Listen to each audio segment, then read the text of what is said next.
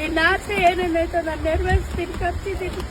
ಅವ್ಳು ಭಾಳ ಹೊಗಳೋಳು ಸರ್, ನಿಮ್ಮನ್ನು ಮೊಬೈಲಲ್ಲಿ ನೋಡಿ ನೋಡಿ. ಏನಾಗಿತ್ತು ಅವ್ರಿಗೆ?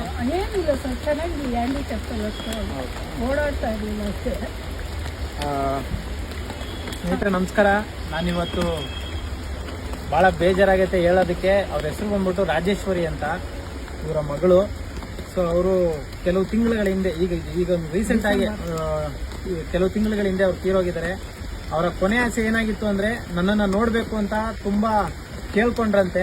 ಅವಾಗ ಇವರು ನನ್ನ ಕಾಂಟ್ಯಾಕ್ಟ್ ಮಾಡೋಕ್ಕೆ ತುಂಬ ಪ್ರಯತ್ನ ಪಟ್ಟಿದ್ದಾರೆ. ಅವ್ರ ಕಾಂಟ್ಯಾಕ್ಟಿಗೆ ನಾನು ಸಿಕ್ಕಿಲ್ಲ. ಅವ್ರು ಬದುಕಿದ್ವಾಗಲೇ ಅವರು ತುಂಬ ಕೇಳ್ಕೊಂಡ್ರಂತೆ, ಬಂದು ನೋಡೋಕ್ಕಾಗಿಲ್ಲ. ಅವ್ರು ತೀರೋದ್ಮೇಲೆ ಇವಾಗ ಮೊನ್ನೆ ನಮ್ಮ ಆಶ್ರಮಕ್ಕೆ ಬಂದು ಅವರ ಕೊನೆ ಆಸೆ ನಿಮ್ಮನ್ನು ನೋಡಬೇಕು ಅಂತ ಹೇಳಿದರು. ಸೊ ಅದಕ್ಕೆ ಅವರು ಬದುಕಿದ್ದಾಗಂತೂ ಬರೋದಕ್ಕೆ ಸಾಧ್ಯವಾಗಿಲ್ಲಮ್ಮ, ಕ್ಷಮಿಸಿ, ನನಗೆ ಗೊತ್ತಿಲ್ಲ. ನೀವು ಪ್ರಯತ್ನ ಪಟ್ಟಿದ್ರೆ ನನಗೆ ಗೊತ್ತಾಗಿಲ್ಲ.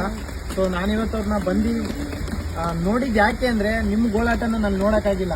ನಿಮಗೆ ಒಳ್ಳೇದಾಗಲಿ, ಭಗವಂತ ನಿಮ್ಗೆ ಒಳ್ಳೇದು ಮಾಡಲಿ.